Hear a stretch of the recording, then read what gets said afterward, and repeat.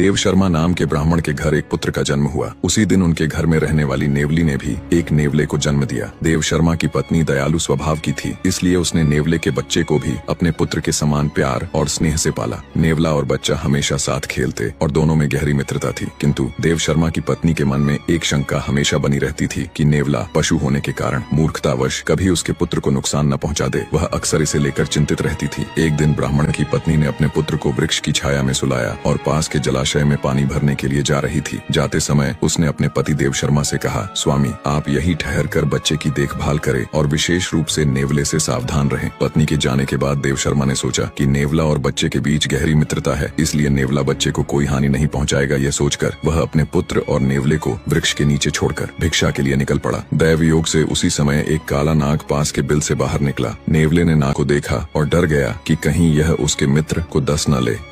नेवले ने अपनी सारी ताकत और हिम्मत लगाकर सांप पर हमला कर दिया। दोनों के बीच जोरदार लड़ाई हुई। आखिर में नेवले ने सांप को मार डाला, लेकिन इस लड़ाई में उसका मुंह और पंजे खून से भर गए। कुछ समय बाद ब्राह्मण की पत्नी जल लेकर वापस लौटी। उसने दूर से देखा कि नेवला दौड़ता हुआ उसकी ओर आ रहा है और उसके मुंह पर खून लगा हुआ है। ब्राह्मण पत्नी का मन उन्हीं पुरानी आशंकाओं से भर गया कि कहीं इसने उसके पुत्र की हत्या न कर दी हो। यह विचार आते ही उसने क्रोध से हाथ में लिए घड़े को नेवले पर फेंक दिया। छोटा सा नेवला जल से भारी घड़े की चोट खाकर वहीं मर गया। जल्दी जल्दी अपने पुत्र के पास पहुंचकर उसने देखा कि बच्चा बड़ी शांति से सो रहा है। पास ही एक मरा हुआ नाग पड़ा था। यह देख ब्राह्मण की पत्नी को सारी सच्चाई समझ में आ गई। वह पछतावे से रोने लगी और अपने मूर्खतापूर्ण कार्य के लिए नेवले के शव के पास बैठकर विलाप करने लगी। उसने कहा, मैंने अपने ही रक्षक को मार डाला। मेरी जल्दबाजी और शंका ने एक निर्दोष की जान ले ली। निष्कर्ष, बिना सोचे समझे किए गए निर्णय जीवन में दुख और पश्चाताप ही लाते हैं।